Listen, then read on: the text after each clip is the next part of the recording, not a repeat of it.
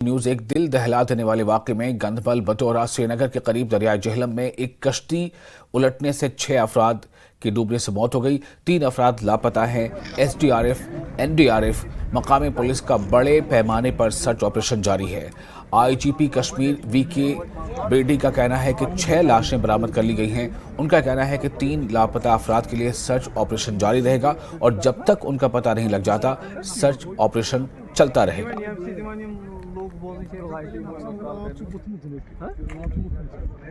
क्वारी के हिसाब से करीबन एक बोट जो है वो दुर्घटनाग्रस्त हो गई थी यहाँ पार करते हुए, नदी पार करते हुए, और क्योंकि बारिश के कारण नदी में थोड़ा सा उफान भी था, तो उसके बाद करीबन इनिशियल इंक्वायरी में पता लगा कि करीबन 15 लोग लापता हैं। तो इनिशियल रेस्क्यू में फिर इन लोगों ने काफ़ी लोगों को बचाया भी, बट कुल मिला के उसमें से 6 लोग जो हैं दे सकम्ड टू ड्राउनिंग एंड बाकी लोग रेस्क्यू है और उनमें से टोटल अभी 3 लोगों की तलाश जारी है।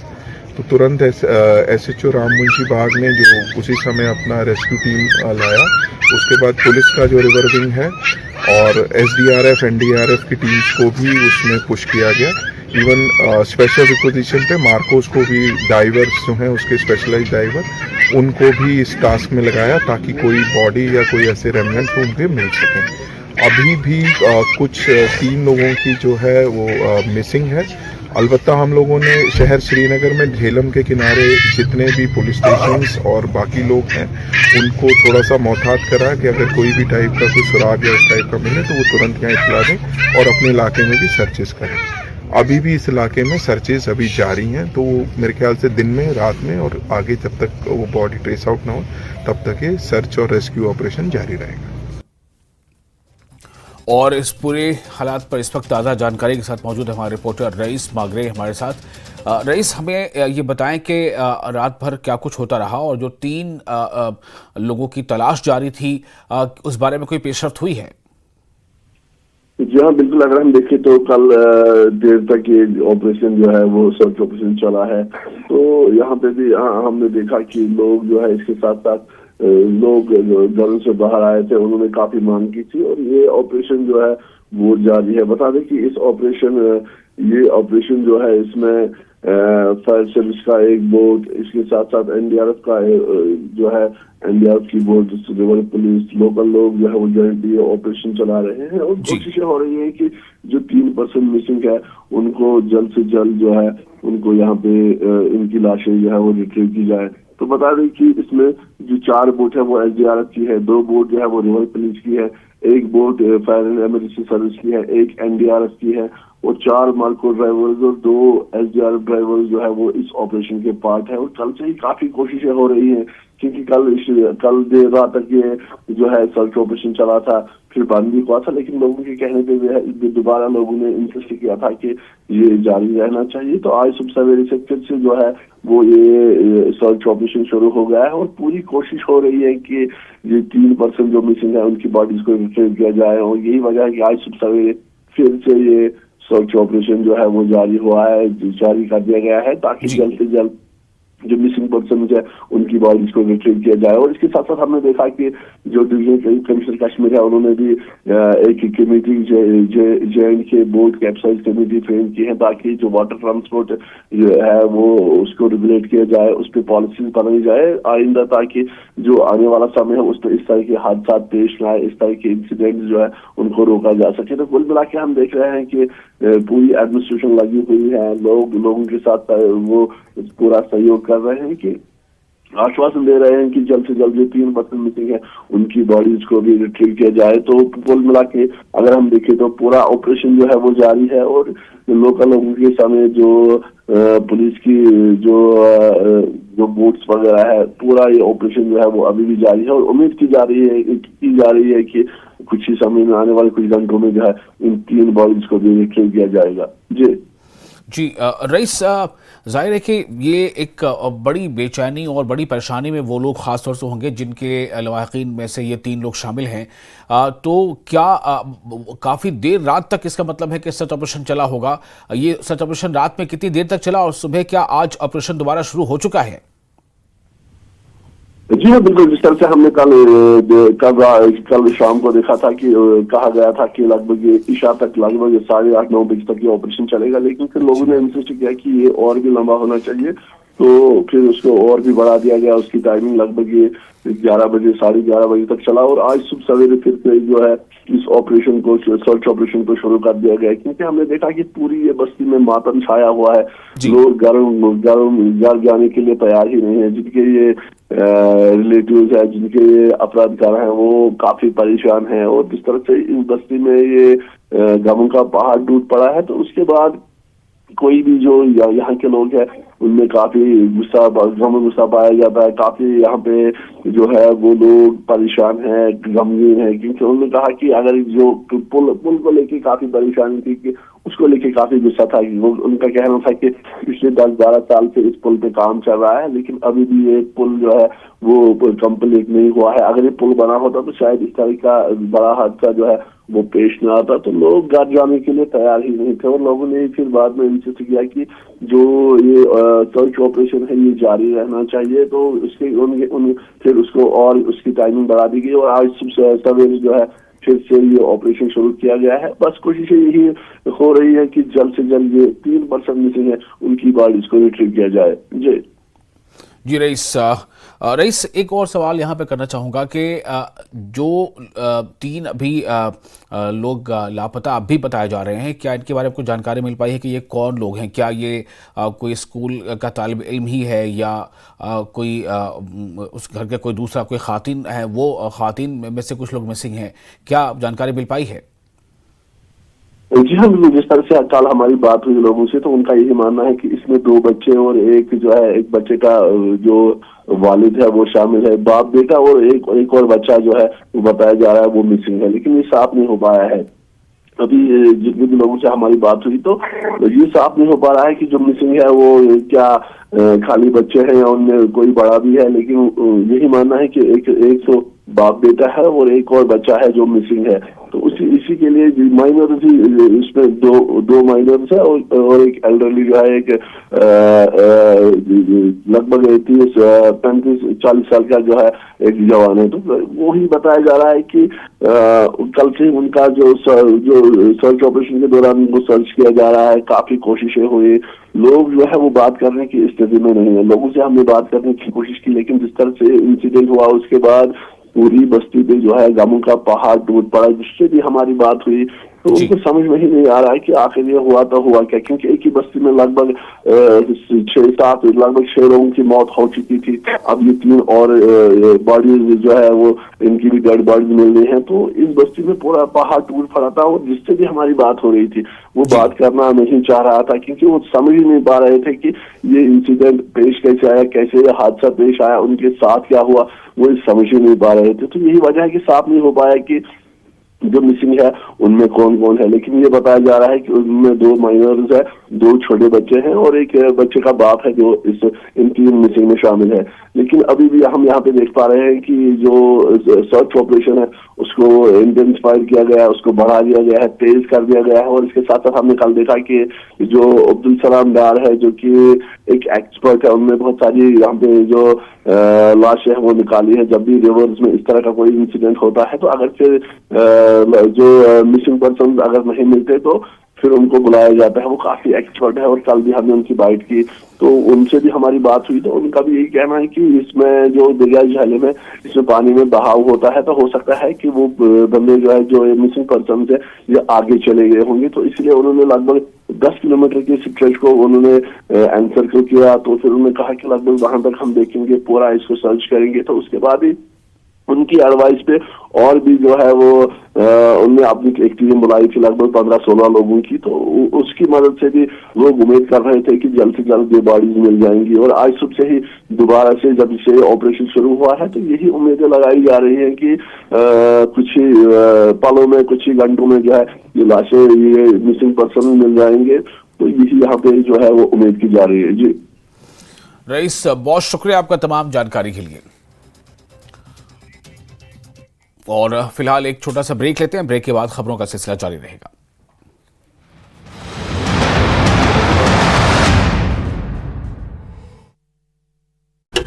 से हमला कर दिया घायल। गिरिडीह के रानी खावा में बच्चों के विवाद में भाभी की हत्या, आरोपी देवर समेत 2 को पुलिस ने किया गिरफ्तार।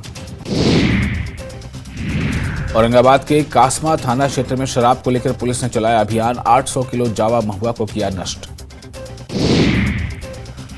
वैशाली के वासुदेवपुर चंदेल गांव में घर में घुसकर महिलाओं के साथ मारपीट, गांव में ही बाप और बेटे पर लगाया मारपीट का आरोप। मुजफ्फरपुर के बुरौल चौक के पास सेल्समैन को गोली मारकर अपराधियों ने की 15 लाख कैश की लूट, घायल सेल्समैन का एसकेएमसीएच में इलाज जारी। जमशेदपुर के ओलीरी में ट्रांसपोर्ट कर्मचारी की गोली मारकर हत्या, शव कब्जे में लेकर जांच में जुटी पुलिस। गोपालगंज पुलिस ने इनामी 2 अपराधी को किया गिरफ्तार, पुलिस की कार्रवाई में हथियार और मोबाइल बरामद। ब्रेक के बाद एक बार फिर आपका इस्तकबाल है न्यूज़ 18 JKLH पर। आप देख रहे हैं कश्मीर न्यूज। डॉक्टर फारूक अब्दुल्ला ने हादसे पर दुख का इजहार किया है। उन्होंने हादसे की जांच का मुतालबा किया है। सोचता हूं कि उन खानदानों पर क्या असर होगा जिनके बच्चे या जिनके काम करने वाले, अपने नौकरी पर जाने वाले, वो इस किश्ती में सवार थे और आज उनकी मौत हो गई है। पहले तो मैं सरकार से भी एक शिकायत करूंगा, जो पुल वहां बन रहा था उस पुल को आज तक पूरा क्यों नहीं किया गया। उमर साहब के वक्त से यह पुल तामीर हो रहा था और ऐसे ही छोड़ दिया गया है। आज उनको होश आने चाहिए। कितनी जिंदगियां उन्हें खत्म कर दी हैं और सरकार आप जरूर दौड़ेगी, भागेगी, फायदा क्या है। हम लोग जागते हैं जब ऐसे वाक़ात होते हैं, उससे पहले सो जाते हैं। मुझे अफसोस इस बात का भी है कि किश्तीबाज को भी होशियार रहना चाहिए था। पानी इतना ऊपर चढ़ा हुआ है, बहाव इतना तेज है, वो कहते हैं रस्सी टूट गई। देखिए रस्सी का भी हाल क्या है। यानी इस पर इन्वेस्टिगेशन होना चाहिए और सच्चाई से इन्वेस्टिगेशन होना चाहिए। वजह क्या हुई और वो पुल क्यों नहीं बना जो अभी तक तमीर होना चाहिए था। और वहीं पीडीपी सदर महबूबा मुफ्ती ने श्रीनगर सान्हे पर गहरे दुख का इजहार किया है। उन्होंने कश्ती उलटने के वाकये की जांच का मुतालबा किया है। हुआ जिसमें नाव डूब गई और हमारे बच्चे उसमें जान बहक हुए, ये बहुत अफसोस की बात है। और मैं समझती हूँ कि इस वक्त उनके दिलों पे क्या गुजरती होगी, उनके माँ बाप के दिलों पे क्या गुजरती है। मेरे पास कोई अल्फाज नहीं है। आज हमारी बदकिस्मती से ये वाक़ा उस वक्त पेश आया कि जब हम इस वक्त कहीं कैंपेन में चले हुए हैं। मगर मेरी सरकार से ये गुजारिश है कि इसकी बाज़ाब्ता इंक्वायरी होनी चाहिए। आखिर अगर कोई पुल, वहां किसी पुल की जरूरत थी तो 7-8 साल से इस वक्त मरकजी सरकार की सरकार चल रही है 2018 से, तो आज तक वो पुल क्यों नहीं बना। ये तो नए कश्मीर की बातें करती हैं। अगर वो पुल बना होता तो शायद आज हमारे बच्चे, जो इतने बच्चे जान बहक हुए, उनकी जान बच जाती और उनके माँ बाप को आज इतना बड़ा सदमा नहीं पहुंचता। मेरी फिर से एक बार गुजारिश है गवर्नर साहब से कि इसकी इंक्वायरी की जानी चाहिए और जो इसमें जिन्होंने देरी की इस पुल बनाने में, उनको सख्त से सख्त सजा दी जानी चाहिए। और श्रीनगर में पेश आए दिलदोज सान्हे के पीछे की भी एक अफसोसनाक कहानी है। 1 दहाई से ज्यादा वक्त से, जी हां, यानी कि 10 सालों से भी ज्यादा के वक्त से नामुकम्मल पुल की वजह से लोगों को आज भी कश्ती के जरिए दरिया के आर पर जाना पड़ता है। पेश है ये रिपोर्ट।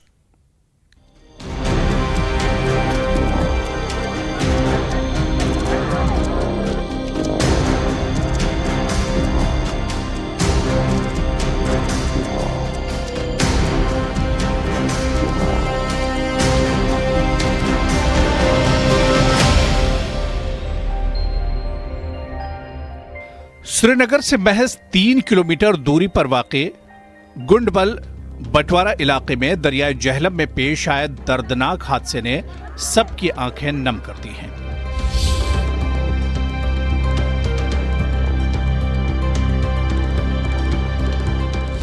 इस इलाके में 2 किलोमीटर तक कोई पुल नहीं है। यहां के लोग आज भी दरिया के आर पार जाने के लिए कश्ती का ही सहारा लेने के लिए मजबूर हैं। स्कूली बच्चों समेत सैकड़ों लोग रोजाना कश्ती से सफर करते हैं।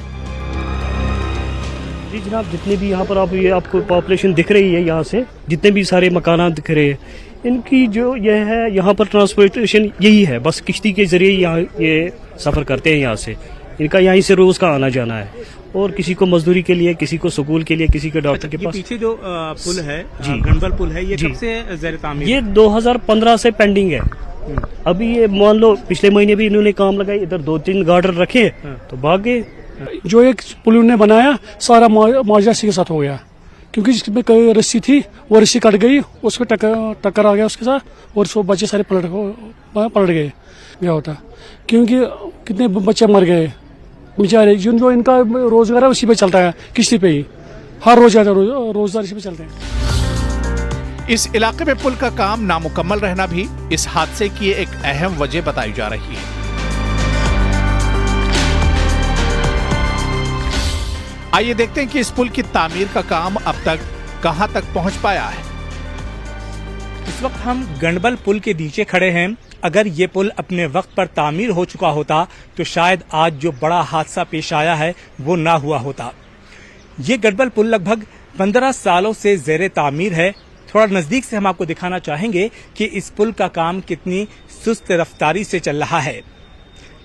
ये पुल जो है वो 2 इलाकों को जोड़ने वाला है। एक इलाका बंटवारा का इलाका है और एक इलाका जो है वो गंडबल का इलाका है। लेकिन आप देख सकते हैं कि जो बंटवारा का इलाका है उस साइड में भी सिर्फ 2 पिलर जो है वो तामीर हुआ है, और गंडबल का जो इलाका है वहां पर भी सिर्फ 2 पिलर तामीर हुआ है, और बाकी बीच में जो है ये ढांचा जो है ये लगाया गया है। पुल की फिलहाल यही शक्ल सूरत है। लोग मुतालबा कर रहे हैं कि जल्द से जल्द पुल की तामीर का काम मुकम्मल किया जाए, ताकि मुस्तकबिल में फिर ऐसा कोई हादसा पेश न आए।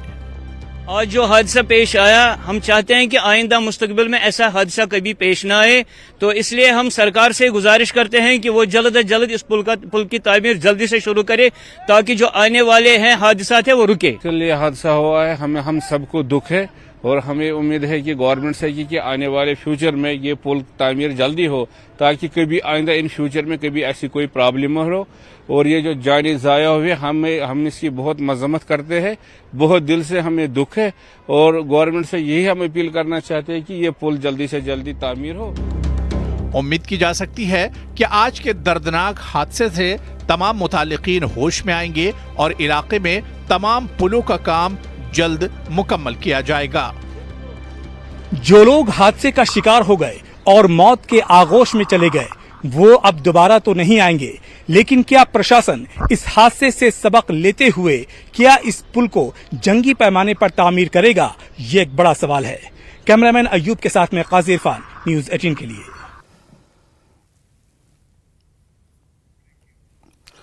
और आपने देखा ये रिपोर्ट, और लोगों को उसी बात का अफसोस है कि काश के पुल तामीर हो चुका होता। 10 सालों से ज़्यादा का अरसा हो चुका है, पुल अभी भी ज़ेरे तामीर है। अगर ऐसा नहीं होता, अगर ये तामीर हो चुका होता तो शायद ये जाने ज़ाया ना होती। फिलहाल एक छोटा सा ब्रेक लेते हैं, जल्द हाजिर होंगे।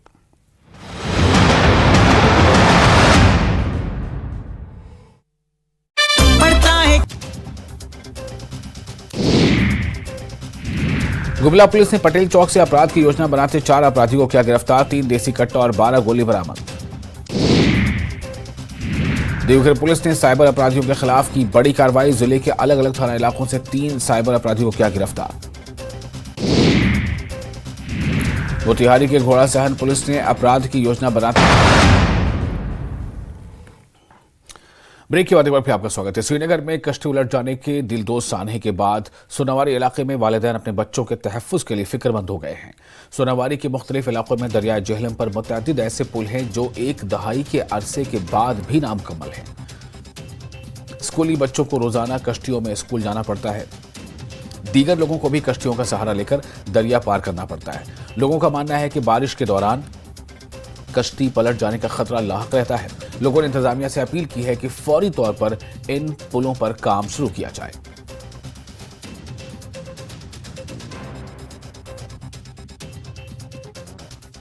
दो सानिया हमारे दिलों को इसने चीर के रख दिया है, और इसी ज़मन में इस बात को नजर में रखते हुए हमें आज मजबूरन आपको फिर दोबारा एक बार बुलाना पड़ा आपकी वसादत से आला हुकाम तक ये बात पहुंचाने की कोशिश कर रहे हैं कि खुदा बचाए, अल्लाह ताला बचाए कि दोबारा ऐसा वाकया फिर कभी रोनमा ना हो। स्पेशली मैं अपनी सुंबल की बात कहूँगा, जैसे कि आप देख रहे हैं पिछले 10 साल से, एक दहाई से हम बार बार गवर्नमेंट को इल्तिमास करते हैं, इल्तिजा करते हैं, मुअद्दबाना अपील करते हैं कि इस पुल को जल्द अज जल्द बनाया जाए। यत गई वारिया वाक़ा ये वनकस नाव चलान, ये स्कूल बच्चे चलान या बुजुर्ग आसान, मोज बेनिस बाकी चीज अत कह दरियाव आब अत वक्त फटन खतरे डेली डेली डेली अतनस डेली ननस श्रीनगर में आज गो यह वाक़ा अत पे 7 बच्चे आबस अड़न मल माज तम क्या करान अम सत गई सही यपर किन दहशत फहलो अम मूजूब गई क्रश दपान अत कर वनकस कैसा गवर्नमेंटस अपील करान करान गवर्नर साहबस अपील करान अम सत कर कैसा ये बने ये खास सहारा ये पे डेली नाव तार। और खबरों में आगे बढ़ते हैं। करगिल में हज तरबेती प्रोग्राम का इनेकाद किया गया। इस तरबेती प्रोग्राम में 250 से ज्यादा आजमीन ने शिरकत की। इस दौरान आजमीन को हज से मुतालिक उमूर से वाकिफ कराया गया। प्रोग्राम में हज कमेटी लद्दाख के चेयरपर्सन अली मजाज ने मेहमान खुसूसी की हैसियत से शिरकत की।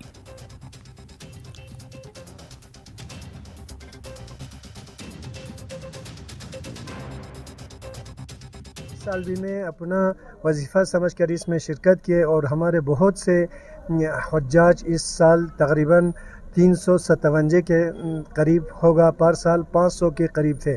तो पहले ये क़ुरए के ज़रिए या दूसरे कोई हज़ार मुश्किलात सीट न होने की वजह से काफ़ी प्रॉब्लम होते थे करगिल की हाजियों के लिए।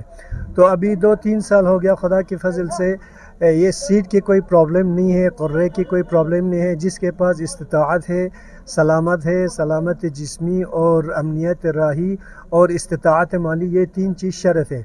जिसके पास ये 3 चीज़ होगा तो उसके लिए हज वाजिब होता है। मुसलमानों के जो भी हमारे फ़राइज़ के लिए जो भारत सरकार द्वारा लद्दाख का हज कमेटी का अलग क़याम होना, ये पूरे लद्दाख के मुसलमानों के लिए काबिल फ़ख्र की बात है। और बखूबी आपको पता है कि हज जो है हमारे 5 अरकान में से हमारा वाजिब अरकान है। वज़ीर दाखिला अमित शाह ने जम्मू में पार्टी के उम्मीदवार जुगल किशोर शर्मा के हक में इंतखाबी रैली से खिताब किया। अमित शाह ने कहा कि अब जम्मू कश्मीर के लोग मरकजी स्पॉन्सर शुदा स्कीमों से तमाम सहूलियात से फ़ायदा उठा रहे हैं। अब कोई पथराव, दहशतगर्दी नहीं है और हड़ताल नहीं होती और स्कूल खुले हैं। बंदूक की जगह लैपटॉप ने ले ली है। जम्मू कश्मीर में बड़ी सरमायाकारी आ रही है। अमित शाह ने महबूबा मुफ्ती से कहा है कि तिरंगा हमेशा मौजूद रहेगा और इसे कोई छू नहीं सकता। शाह ने फारूक अब्दुल्ला का जिक्र करते हुए कहा कि वो कहते थे कि कोई 370 को ख़त्म नहीं कर सकता। अमित शाह ने कहा कि वो वादी के नौजवानों से मरकजी धारे में शामिल होने की अपील करते हैं।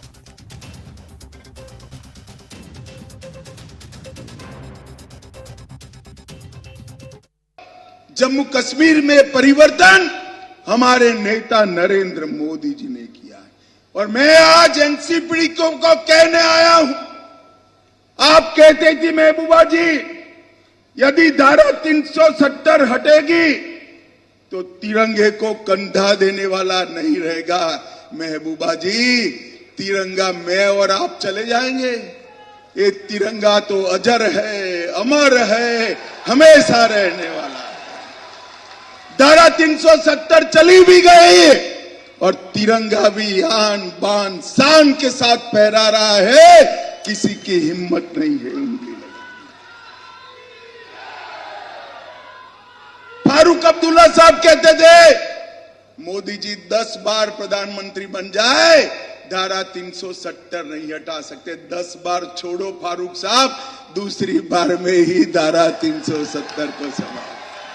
भाई और बहनों, ये तीनों पार्टियां कांग्रेस, पीडीपी और एनसी, ये तीनों पार्टियों ने यहां पर जमहूरियत को रोक कर रखा था, लोकतंत्र को रोक कर रखा था। ये 3 परिवार के चट्टे बट्टे जनप्रतिनिधि के रूप में आते थे, पंचायत के चुनाव नहीं होते थे। मोदी जी ने 40,000 पंचायत के लोगों को स्थान देने का काम किया। उन्होंने आपके अधिकार छीने थे, हमने आपको अधिकार दिया है। आज मैं दिल्ली रहता हूं, सप्ताह में कोई न कोई यहां से गुर्जर बकरवाल पहाड़ी भाई आकर बाहर चिट्ठी देकर धन्यवाद का पत्र देता है, मिलना चाहता है।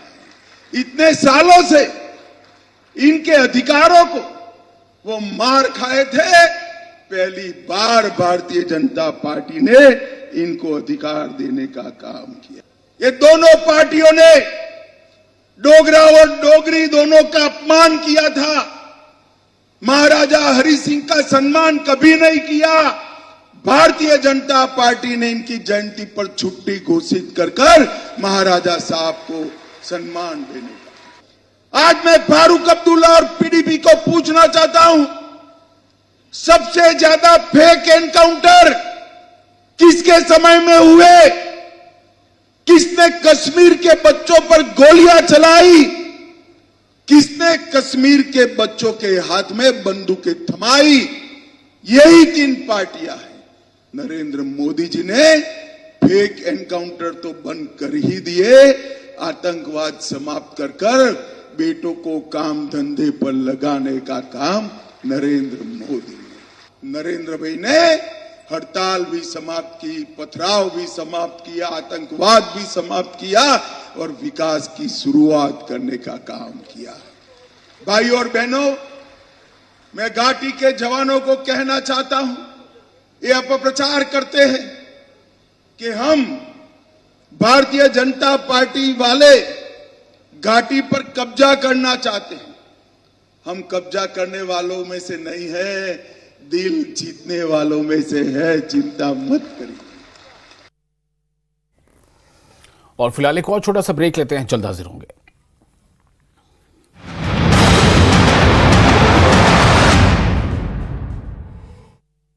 लाखों की गिरफ्तार, देसी कट्टा और गोली मौके से बरामद।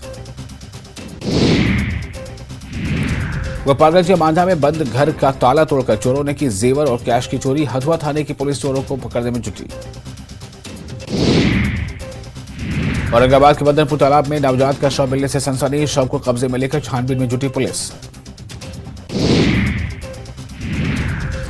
बेगूसराय पुलिस ने 50,000 के इनामी अपराधी राजा को किया गिरफ्तार। हत्या, लूट, रंगदारी समेत कई मामलों में चल रहा था फरार।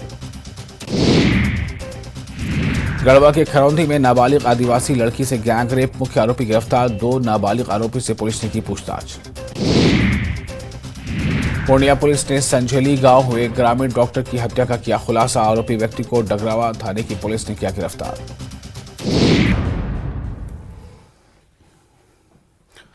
ब्रेक के बाद एक बार फिर आपका स्वागत है न्यूज 18 जेके न्यूज पर। आप देख रहे हैं कश्मीर न्यूज। पीडीपी ने कहा है कि बीजेपी की जानिब से वाज़ेह इशारे मिल रहे हैं कि वो वादी की 3 सीटों पर वो किस टीम को हिमायत करेंगे। पार्टी के तर्जुमान नजीम साकिब ने कहा कि पीडीपी अपने बल पर इलेक्शन लड़ रही है और लोग उनके साथ हैं। बईबाग कोलगाम में पार्टी वर्कर्स का कन्वेंशन मुनक़िद हुआ और इसमें सीनियर लीडर मोहम्मद अमीन डार और रूबी चांद के अलावा वर्करों ने शिरकत की। उन्होंने अमित शाह के फर्जी इनकाउंटर से मुतालिक बयानात को भी मुस्तरद कर दिया।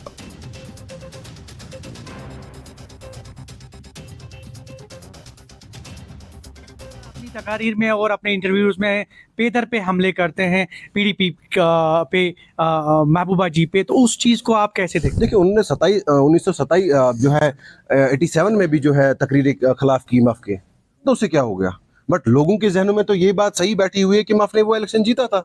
ये तो बात हकीकत है। तो उमर साहब क्या कहें, मैंने आपको बार बार कहा, हमारी किसी कैंडिडेट के खिलाफ नहीं है। हाँ, कोई तकरीर में कोई, अब जाओ, चूंकि इलेक्शन का माहौल होता है, टेम्परेचर्स हाई होते हैं, कोई बोलता है कि मियाँ साहब यहाँ के, तो हाँ, लोगों में एक आवाज़ है। देखिए, लोगों में एक आवाज़ है कि वो तो हमारे कैंडिडेट नहीं है। जो साउथ कश्मीर जहाँ से जहलम बहता है और पूरे कश्मीर को सैराब करता है, जो साउथ कश्मीर जहाँ 2 प्राइम मिनिस्टर, 2 चीफ मिनिस्टर निकले, क्या उनमें ये सियासी शऊर नहीं है कि वहाँ से कोई कैंडिडेट निकले?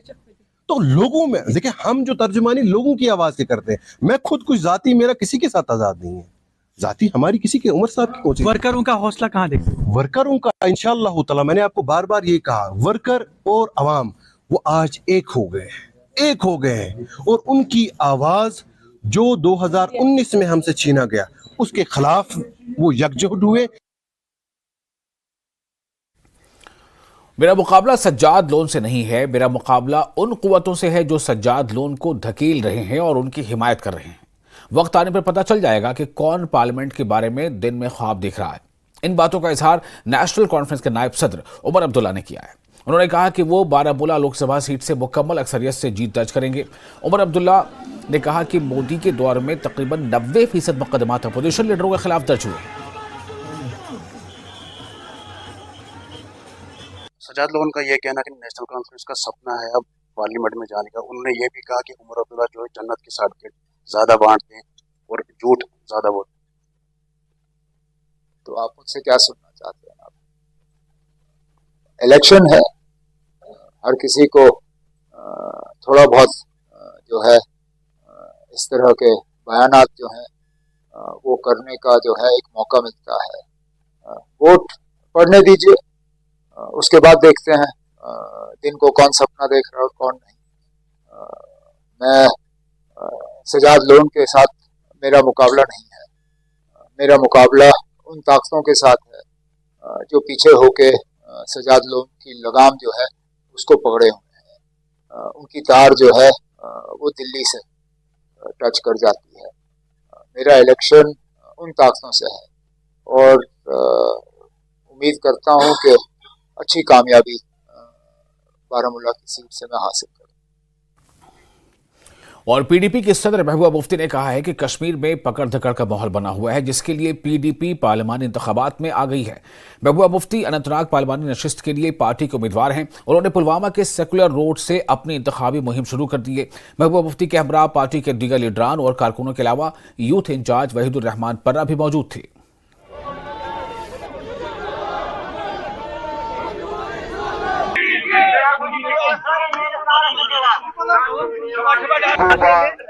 एक टूरिस्ट गाइड को मिलिटेंटों ने गोली मार दी, जो बहुत अफसोस की बात है। मगर उसका कतई मतलब नहीं कि सैकड़ों की तादाद में इस वक्त नौजवानों को पकड़ के उनको बंद किया जा रहा है, उनको पब्लिक सेफ्टी एक्ट लगाया जा रहा है। ये खाली पुलवामा या शोपियां डिस्ट्रिक्ट की बात नहीं है, पूरी वादी में पकड़ दकड़ का माहौल शुरू हो गया। अगर एक तरफ से इलेक्शन कहते हैं कि सब कुछ ठीक ठाक है, तो दूसरी तरफ से पकड़ दकड़ क्यों है? तो इसी पकड़ दकड़ के खिलाफ जो हमारे हजारों की तादाद में नौजवान जेलों में बंद है, जो यहाँ बात करने के ऊपर कदगन लगा हुआ है, जो आप यहाँ सांस भी नहीं ले सकते हैं, यहाँ हमारे ख्यालात पे भी पहरा बिठाया गया है, तो उसके खिलाफ ये अपनी आवाज पहुंचाने के लिए इलेक्शन की मुहिम मैंने शुरू की है। मेरे साथ वहीद है, जो आपको पता है कि इसने सब कुछ सहा है। पिछले 3-4 साल में इसने क्या नहीं सहा है।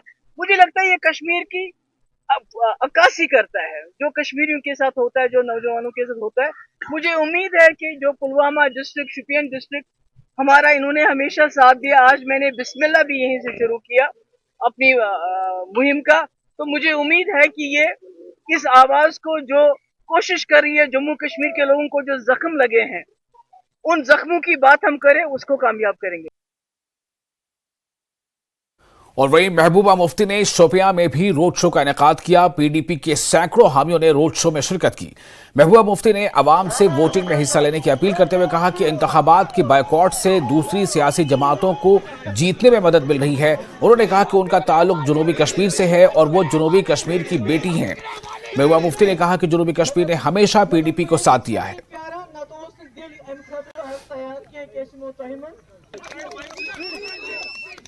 पीडीपी का कौन एजेंडा है जम्मू कश्मीर की आवाज बनना। जम्मू कश्मीर को एक जो खुली जेल बनाया गया है, खुली जेल में तब्दील किया गया है। हमारे हजारों नौजवान मुल्क के जेलों में बंद है। यहाँ भी पकड़ दकड़ शुरू हो गई है। पूरी कश्मीर में नौजवानों को पकड़ा जाता है, इलेक्शन के आते ही उनको पीएस से लगाया जाता है। हमारी नौकरियों में धांधली, हमारी बिजली पूरे मुल्क और हमें महंगे दाम, पकड़ दकड़ यहाँ एक जेल बना दी है जम्मू कश्मीर को। इसके खिलाफ हम पूरे मुल्क में ही नहीं, पूरी दुनिया को अपनी कहानी सुनाएं। और डीपीएपी के चेयरमैन गुलाम नबी आजाद रामबन जिले के बानेहाल के खड़ी का दौरा उन्होंने किया और एक अवामी रैली से खिताब किया। गुलाम नबी आजाद ने उमर अब्दुल्ला और फारूक अब्दुल्ला को मिलिटेंसी के दौरान मुल्क से बाहर रहने पर निशाना बनाया। उन्होंने कहा कि ये लोग मरहूम शेख मोहम्मद अब्दुल्ला का नाम इस्तेमाल कर रहे हैं, वरना जम्मू कश्मीर में इनके पास कुछ नहीं है। इन्होंने कहा कि इनकी सियासी दुकान सिर्फ शेख अब्दुल्ला के नाम पर चल रही है। इन्होंने इन्हें बदउनवान करार दिया। उन्होंने वक़ार रसूलवानी पर भी उनके गैर संजीदा बयान पर तनकीद की।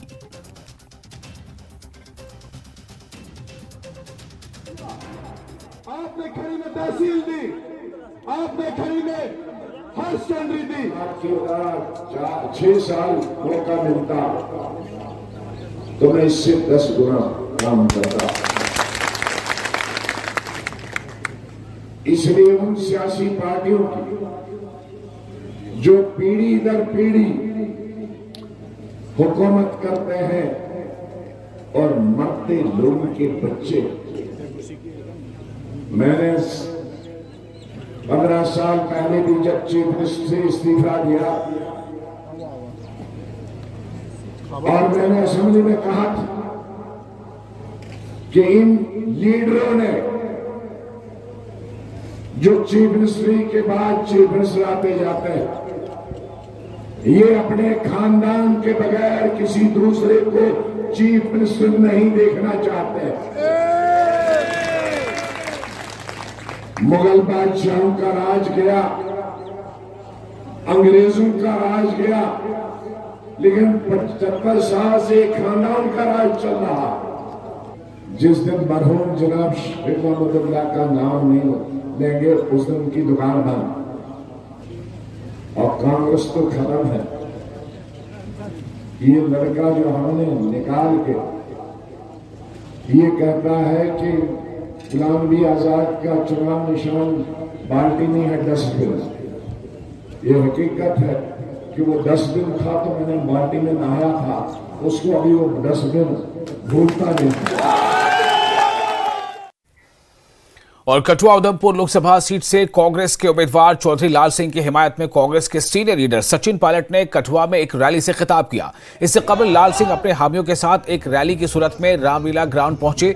सचिन पायलट ने कहा कि इख्तियार में आने पर वो गरीब ख्वातीन को सालाना 1 लाख रुपए देंगे।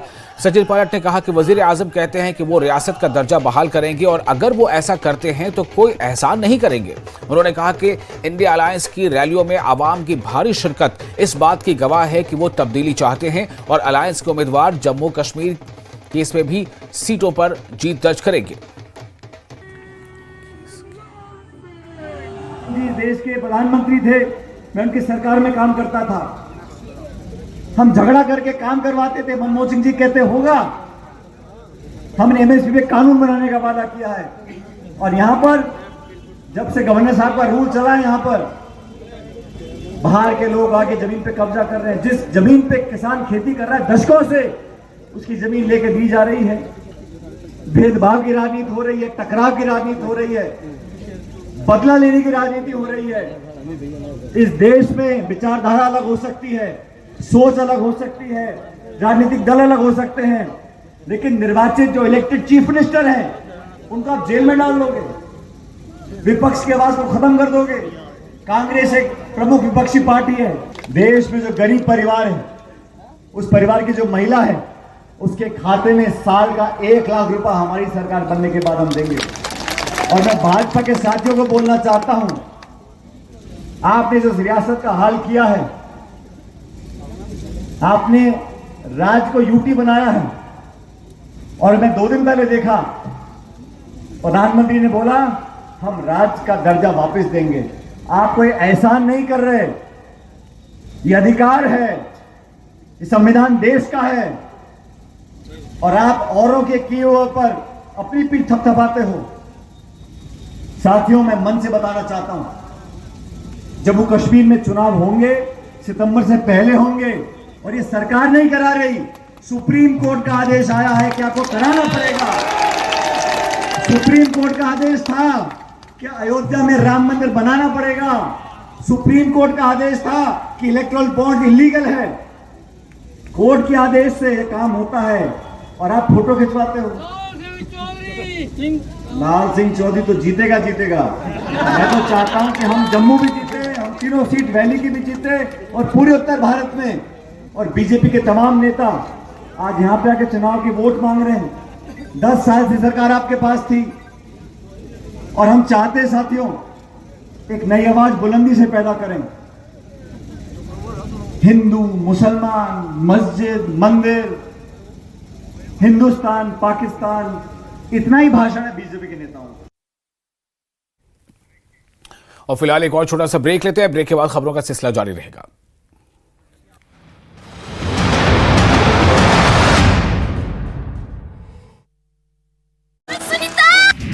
भागलपुर के नगरपारा गांव में धारदार हथियार से व्यक्ति की हत्या, मरने वाले व्यक्ति के घर वालों ने आरोपी के घर में लगाई आग।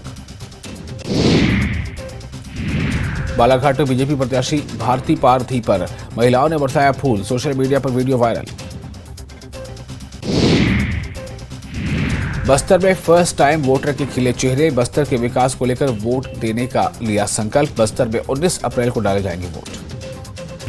धारा 370 पर पीएम मोदी को की दो टूक, बोले विपक्ष 370 हटाने पर आग लगाने की देता धमकी, अपनी गारंटी पर कश्मीर से धारा 370 हटाई। पीएम मोदी ने कांग्रेस के कार्यकाल पर की बात, बोले कांग्रेस के पास थे 50-60 साल, हमारे 10 साल कांग्रेस के कार्यकाल से बेहतर। रक्षा मंत्री राजनाथ सिंह का कठुआ दौरा, बसोहली में चुनावी रैली को किया संबोधित, जितेंद्र सिंह के लिए मांगे वोट, कहा हम जो कहते हैं पूरा करते हैं। न्यूज़ 18 JKL से खास बातचीत में उमर अब्दुल्ला ने बीजेपी पर बोला हमला, कहा बीजेपी के झूठे वादों से तंग आ चुके हैं लोग, अब चाहते हैं बदलाव। DPAP प्रमुख गुलाम नबी आजाद ने लोगों से कि काम के आधार पर वोटिंग की अपील, कहा धर्म के नाम पर करोगे।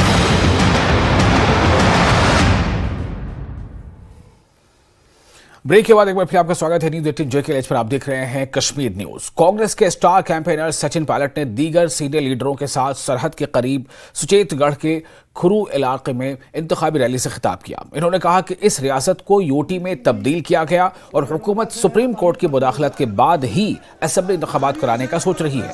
इन्होंने कहा कि बीजेपी ने ताकत का गलत इस्तेमाल किया, जैसा कि वो अपोजिशन को दबाने की कोशिश कर रहे हैं। सचिन पायलट ने कहा कि बीजेपी के लीडर इस वक्त कहां थे, यानी उस वक्त लोग कहां थे जब लोगों को सरहद पर दहशतगर्दी और पाकिस्तान के फायरिंग का सामना था। यहां सिर्फ कांग्रेस पार्टी आई थी। सचिन पायलट ने कहा कि आर्टिकल 370 की मनसूखी के बाद जम्मू कश्मीर में कोई तरक्की नजर नहीं आई। उन्होंने कहा कि बेरोजगारी उरूज पर है, लोगों की जमीनें भी छीनी जा रही हैं। उन्होंने कहा कि जो लोग 4 से ज्यादा सीट का नारा लगा रहे हैं, यानी 400 से ज्यादा सीट का नारा लगा रहे हैं, उन्हें नतीजा के दिन, जब नतीजा आएगा उस दिन 4 जून को मुनासिब जवाब दिया जाएगा। रमन बल्ला एक ऐसा आदमी है जो ये बीजेपी की बहुत बड़ी गलतफहमी है। उनको अपनी सत्ता का अहंकार है। जनता जवाब मांग रही है। 10 साल की रिपोर्ट कार्ड को देखकर वोट डाले जाएंगे। मैं ऐसा मानता हूं कि इंडिया अलायंस को बहुत भारी बहुमत के साथ सरकार बनाने का जनता मौका देगी। जहां तक इस रियासत की बात है, जम्मू कश्मीर में जो चुनाव हो भी रहे हैं वो सुप्रीम कोर्ट के आदेश के बाद कराने पड़े सरकार को। यहाँ चुनाव बहुत पहले कराए जाने चाहिए थे। और मैं ऐसा मानता हूँ कि जो स्टेट को यूटी बनाया है, यहाँ पर भी लोगों के साथ धोखा किया है। मैं चाहता हूँ यहाँ के लोग आगे बढ़े, यहाँ निवेश हो, यहाँ के लोगों की खुशहाली के लिए लोग कांग्रेस को, इंडिया अलायंस को चुनेंगे। रमन भल्ला साहब पुराने नेता हैं, इन्होंने त्याग समर्पण की भावना से सेवा करी है। सब लोगों का आशीर्वाद मिलेगा। हर मजहब के लोग भल्ला साहब को वोट देकर जिताएंगे। हर पैमाने पर यहाँ बहुत विकास हुआ था, लेकिन मुझे लगता है कि यहाँ पर जो राजनीति अब हो रही है वो विकास की राजनीति होनी चाहिए। लोगों के जज्बातों के साथ खेलकर अब कब तक राजनीति करेंगे। जम्मू के लोग कांग्रेस को बहुत पसंद करते हैं और रमन भल्ला जी वो उम्मीदवार हैं जिन्होंने हर क्षेत्र में, हर स्थिति में, हर मुश्किल घड़ी में जनता की सेवा की है। जीतेंगे। मुझे लगता है कि यहाँ के लोग अपना हिस्सेदारी चाहते हैं, स्टेटहुड चाहते हैं और चुनाव होने चाहिए थे। सरकार नहीं करा पाई। सुप्रीम कोर्ट के आदेश के बाद चुनाव होंगे। उनका समाज हो, वाल्मीकि समाज हो, वेस्ट पाकिस्तान उनको 370 हटने के बाद ही उनको उनका राइट। ये जमीनें जो छीनी गई हैं लोग किसानों की, उसका कौन जवाब देगा। उनका जो अधिकार था, जो दशकों से खेती करते थे, जब से यहाँ पे गवर्नर साहब का रूल लगाए, सारी जमीन किसानों की ले ली है। वो जमीन वापस चाहते हैं सब लोग। और मरकजी वजीर अनुराग ठाकुर ने कहा है कि असेंबली इंतखाबात जल्द होंगे और रियासत का दर्जा भी जल्द वापस दिया जाएगा। अनुराग ठाकुर ने कहा कि इंडिया अलायंस कहीं नजर नहीं आ रहा है और वो सिर्फ मुल्क को टुकड़े टुकड़े करना चाहता है। अनुराग ठाकुर किश्तवाड़ में कहा उन्होंने कि अब्दुल्ला खानदान ने हमेशा जम्मू कश्मीर के लोगों से झूठ बोलकर सियासत की है। उन्होंने कहा कि उमर अब्दुल्ला को आवाम को गुमराह करने के लिए CAA की शरीयत के बारे में झूठे बयान देना बंद करना होगा।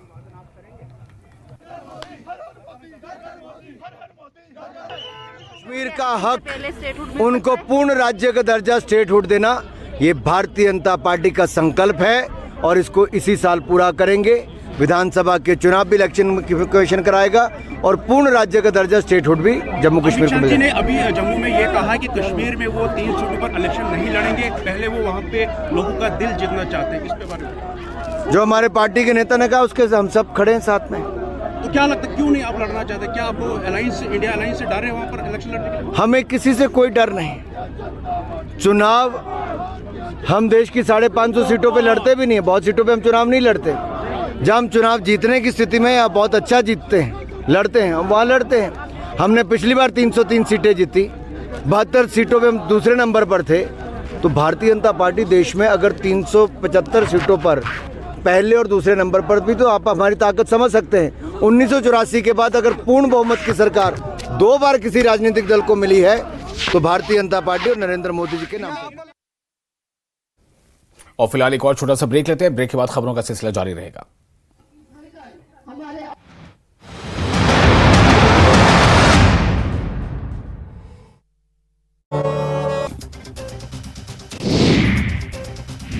जम्मू सीट से बीजेपी उम्मीदवार जुगल किशोर शर्मा ने बीजेपी के संकल्प पत्र को देश हित बताया है। अखनूर में पत्रकार वार्ता को संबोधित करते हुए कही ये बात। लोकसभा चुनाव को लेकर बीजेपी के प्रदेश अध्यक्ष रविंद्र रैना ने डोडा के खारा और ठातरी में चुनावी सभाएं की और बीजेपी के पक्ष में लोगों को मतदान करने की अपील की।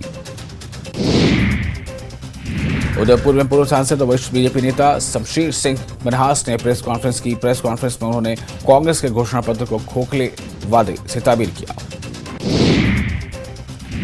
बीजेपी जम्मू कश्मीर के पूर्व अध्यक्ष सत शर्मा ने न्यूज 18 जे के लिए से खास बातचीत की, जिसके दौरान उन्होंने कहा कि बीजेपी जम्मू, रियासी और उधमपुर कठुआ संसदीय सीटों पर अच्छे मार्जिन से जीतेगी। उन्होंने इंडिया अलायंस की हुई रैली पर कहा कि रैली में लोग सिर्फ फिल्म स्टार राज बब्बर को ही देखने आए थे।